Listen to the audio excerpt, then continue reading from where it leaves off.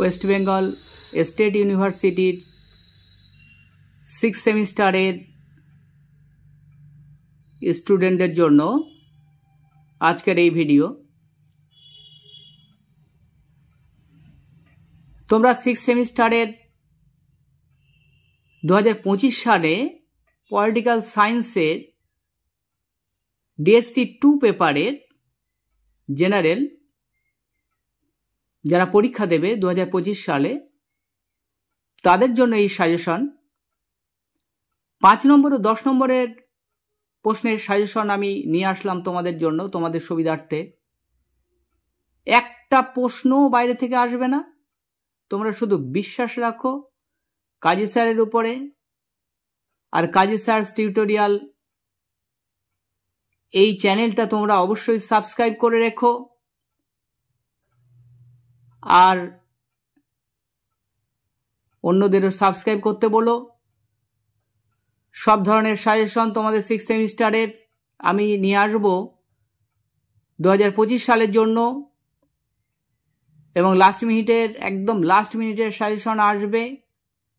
তাই তোমাদের কাছে অনুরোধ করছি তোমরা অবশ্যই চ্যানেলটাকে ফলো দাও, সাবস্ক্রাইব করো, বেশি বেশি শেয়ার করে দাও বন্ধুদের মধ্যে। কারণ 6 সেমিস্টারের সাজেশন নোটস এগুলো তোমাদের পাওয়া খুব মুশকিল হয়ে যায়। তাই তোমাদের কথা ভেবেই আমি এই সাজেশন আনছি। আর তোমাদের যদি নোটস লাগে বা এই ধরনের আরও সাজেশন লাগে তোমরা কমেন্টে লিখবে, তাহলে অবশ্যই তোমাদের জন্য আবার ভিডিও নেক্সট দিন আনবো। তাই আমার প্রিয় 6 সেমিস্টারের DSC 2 পলিটিক্যাল সায়েন্সের ছাত্রছাত্রীরা তোমরা ভালো করে ভিডিওটা শেষ পর্যন্ত দেখবে। টেনে টেনে দেখলে কিছু বুঝতে পারবে না। আমি প্রত্যেকটা প্রশ্ন ধরে ধরে বুঝিয়ে দেবো, আর কোন প্রশ্নগুলো আসবেই 100%, একদম মিস হবে না, সেগুলো নিয়ে আলোচনা করব। তাই ভিডিওটা শেষ পর্যন্ত অবশ্যই দেখতে থাকো। আর আমার চ্যানেলটা সাবস্ক্রাইব করো, অবশ্যই সাবস্ক্রাইব করো, আর লাইক করো, কমেন্ট করো। দেখো আমি প্রশ্ন নিয়ে এবার আলোচনা করছি। তোমাদের টোটাল 50 নম্বরের পরীক্ষার মধ্যে 10 নম্বরের প্রশ্নের জন্য 3টে মডিউল থাকবে, 3টে একক, 3টে মডিউল থাকবে। প্রত্যেকটা মডিউল থেকে 2টো করে প্রশ্ন থাকবে, একটা করে প্রশ্ন তোমাদের লিখতে হবে 10 নম্বরের জন্য। সেটা আমি উপরে লিখে দিয়েছি, তোমরা দেখে নিতে পারবে। তাহলে 3টে মডিউল থেকে 10 নম্বরের, তাহলে 3 10 30 হলো, 10 করে। এই 30 নম্বরের প্রশ্ন তোমাদের থাকবে 10 নম্বরে।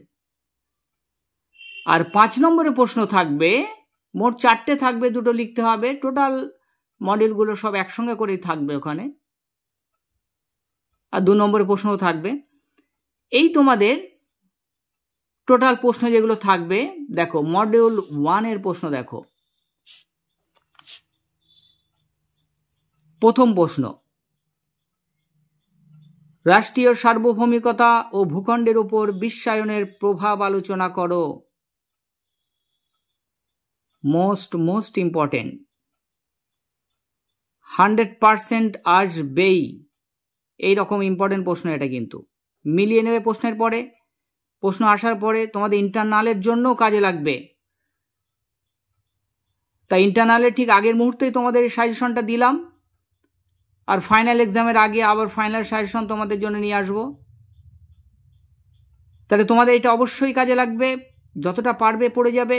যেগুলো আমি স্টার দিয়ে দিয়েছি 3 স্টার, সেগুলো মোস্ট ইম্পর্টেন্ট, ইন্টারনালের জন্য পড়ে যাও। আর ইন্টারনালের জন্য যদি পড়া থাকে তাহলে তোমাদের এক্সটার্নালের জন্য হয়ে যাবে।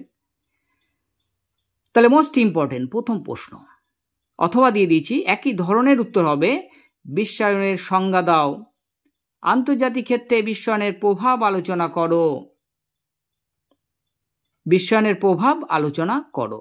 পরের প্রশ্ন দেখো, বিশ্বায়নের বিভিন্ন দিক আলোচনা করো। ওরই অথবাই এবার বিভিন্ন দিকের মধ্যে এগুলো পড়ে। বিশ্বায়নের এগুলো আবার ভেঙে দেওয়া হয়েছে, অর্থনৈতিক, রাজনৈতিক ও সাংস্কৃতিক দিক আলোচনা করো। তাহলে বিভিন্ন দিকের মধ্যে এই দিকগুলো পড়ে। Most important. তাহলে এই প্রথম দুটো প্রশ্ন দেখো 3 স্টার দিয়ে দিলাম, দুটোর মধ্যে একটা তোমরা পেয়ে যাচ্ছ নিশ্চিত। পরে মিলিয়ে নেবে প্রশ্ন, তোমাদের কাজী স্যারের কথা কতটা সত্য আর সাজেশন কতটা গুরুত্বপূর্ণ। তাই বেশি বেশি শেয়ার করে দাও, যত পারো শেয়ার করে দাও, সবার উপকার হবে।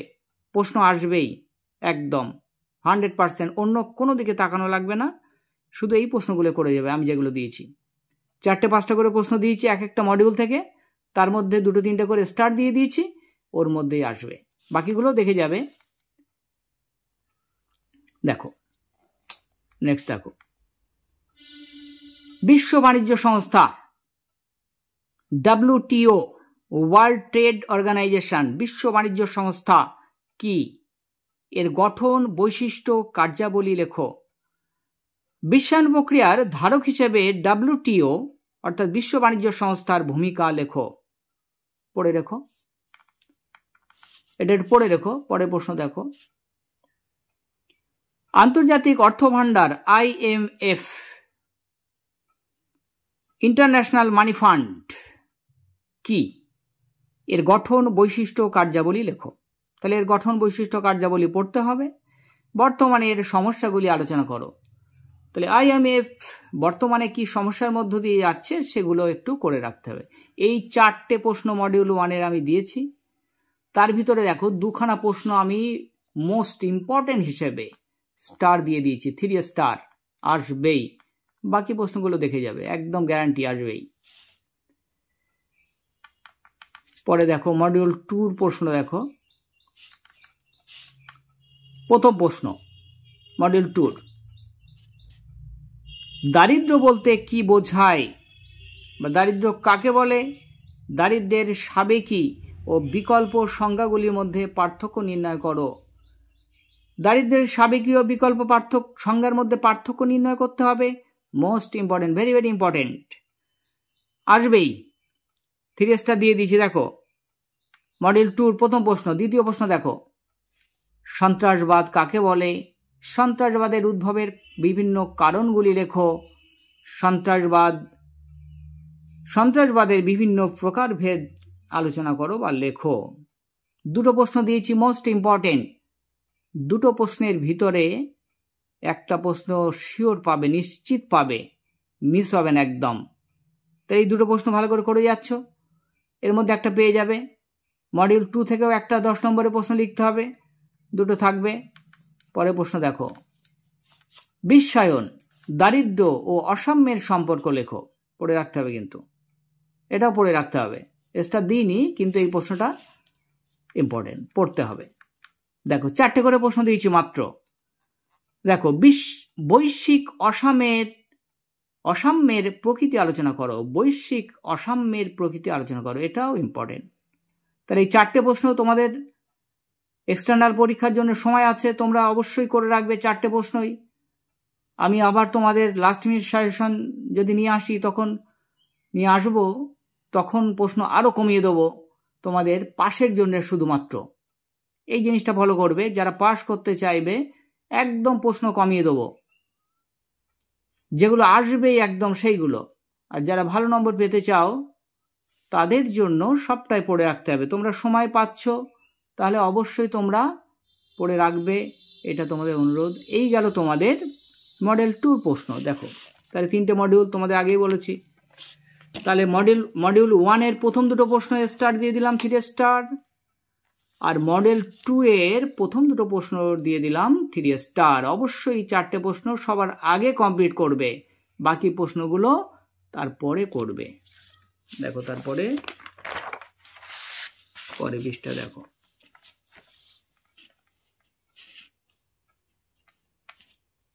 দেখো মডিউল 3 দেখো। মডিউল 3টা একটু প্রশ্ন বেশি থাকে, তবু আমি কম করে দিয়েছি। 1 নম্বর প্রশ্ন দেখো, 1970 সালে পারমাণবিক অস্ত্র প্রসারের বিভিন্ন প্রচেষ্টার এক রূপরেখা বর্ণনা দাও। তাহলে 1970 সালে যে পারমাণবিক অস্ত্র প্রসারের যে প্রতিযোগিতা চলছিল, তার প্রচেষ্টার একটা রূপরেখার বর্ণনা তোমাদের দিতে হবে। মোস্ট ইম্পর্টেন্ট, 3 স্টার দিয়ে দিয়েছি। আসার মতো প্রশ্ন, তাহলে অবশ্যই এই প্রশ্নটা করে যেতে হবে, করে যাবে।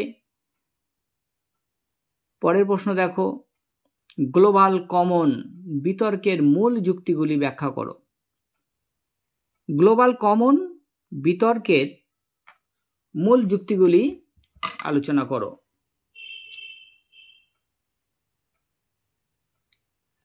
গ্লোবাল কমন্স, তাহলে এই প্রশ্নটা মোস্ট ইম্পর্টেন্ট, অবশ্যই তোমাদের করে রাখতে হচ্ছে।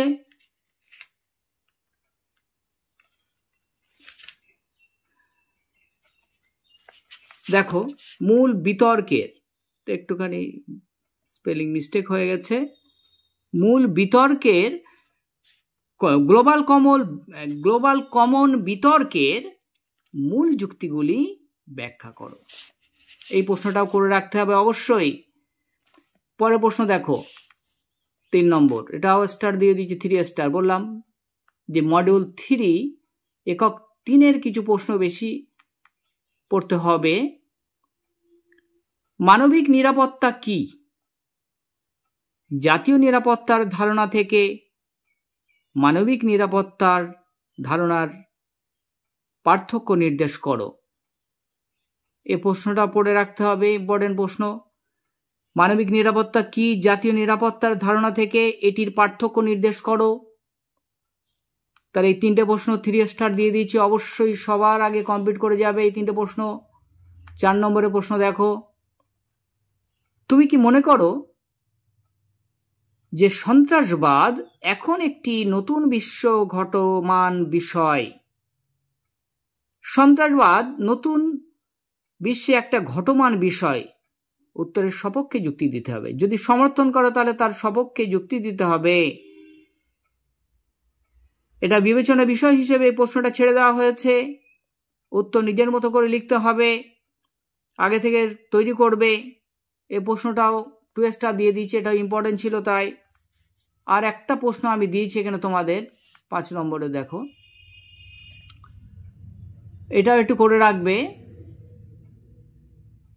পারমাণবিক অস্ত্র প্রসার রোধ চুক্তির ক্ষেত্রে, পারমাণবিক অস্ত্র প্রসার রোধ চুক্তির ক্ষেত্রে এনপিটি এবং সিটিবিটি, এনপিটি এবং সিটিবিটি এর ভূমিকা আলোচনা করো।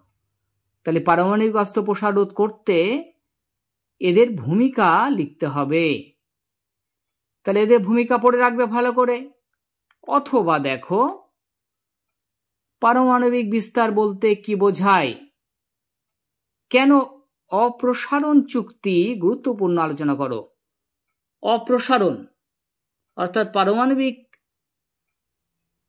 বিস্তার যাতে না ঘটে, সেই অপ্রসারণ চুক্তি গুরুত্বপূর্ণ ছিল কেন আলোচনা করতে বলেছে। তাহলে এই গেল তোমাদের ইউনিট 3 বা মডিউল 3-এর প্রশ্ন। এইগুলো তোমাদের অবশ্যই করে রাখতে হবে। এই প্রশ্নগুলো তোমরা করে রাখবে, তাহলে আর কোনো প্রশ্ন তোমাদের করা রাখবে না। একদম 100% কমন আসবেই আসবে, একটা প্রশ্ন বাইরে থেকে আসবে না,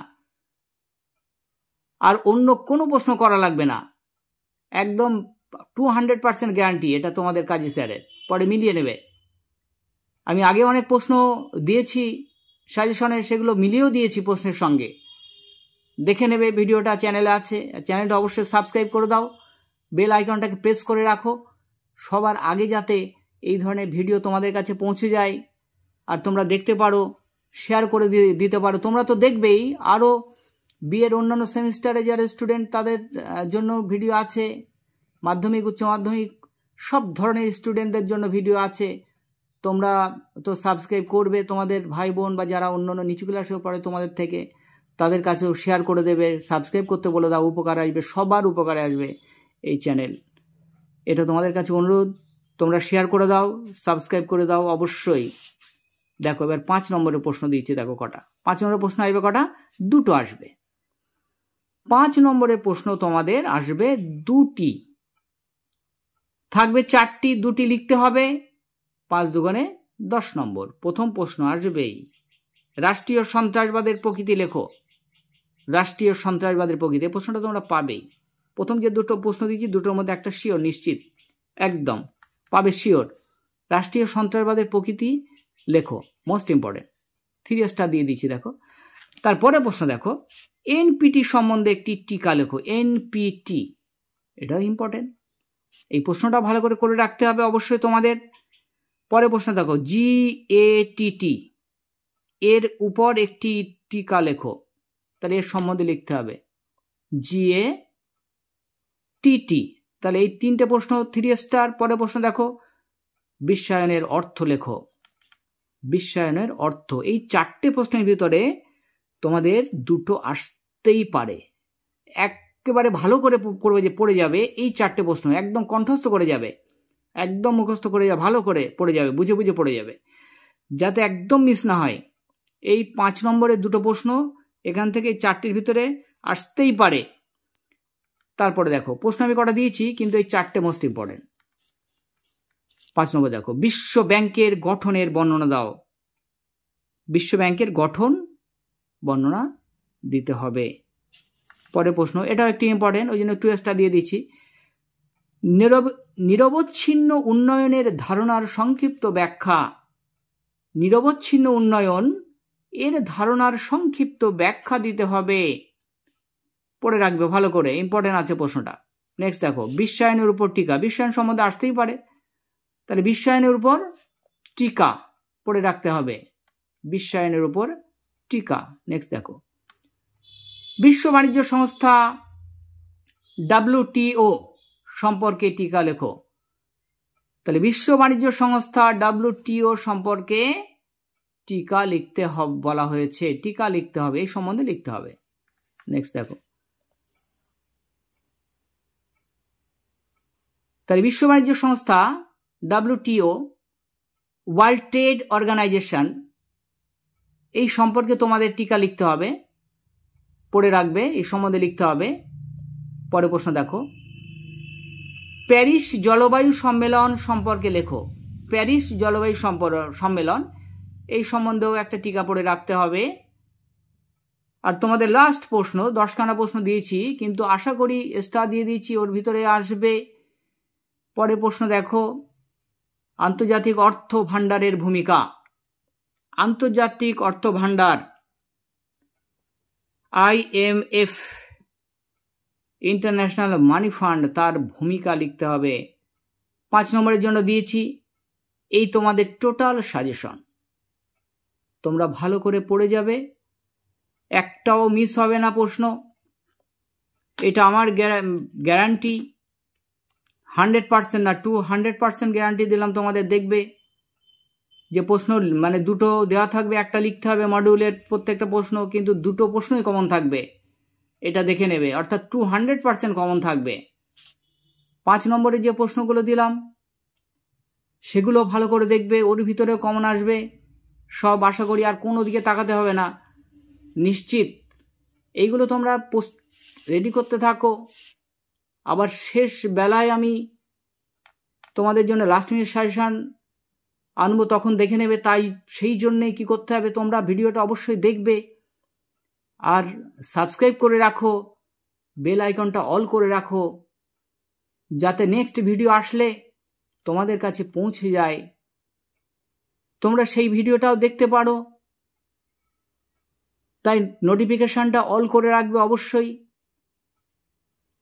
আর তোমাদের বন্ধুবান্ধব সহপাঠী যারা, তাদের কাছে বেশি বেশি শেয়ার করো, তারাও যাতে এই সুবিধা নিতে পারে 6 সেমিস্টারের এই সাজেশনের, রাষ্ট্রবিজ্ঞানের। আমি তোমাদের জন্য এই সাজেশনটা বানালাম, অনেকের অনুরোধে, অনেকে বলছিল সাজেশনটা বানাতে, তাই আমি সবার অনুরোধেই সাজেশনটাকে তোমাদের জন্য আনলাম। তাহলে তোমাদের জন্য এই পরিশ্রম আমার যেন সার্থক হয়, তোমরা যেন সব প্রশ্নটা পড়ে যেতে পারো, আর 100% কেন 200% কমন নিয়ে ভালো করে ভালো রেজাল্ট যাতে করতে পারো, এই কামনাই করি। তোমরা এতক্ষণ কষ্ট করলাম তোমাদের জন্য, ভিডিওটা যদি ভালো লাগে একটা লাইক করো, কমেন্টে জানিও তোমাদের প্রয়োজনীয়তা বা ভালো লাগা, কমেন্টে অবশ্যই জানাবে। আবার বলছি, চ্যানেলটা সাবস্ক্রাইব করে রেখো, তোমাদেরই সুবিধা হবে।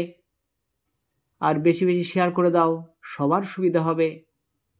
তোমরা ভালো থেকো, সুস্থ থেকো, ভালোভাবে পড়াশোনা করো, ভালোভাবে পরীক্ষা দাও, সফল হও।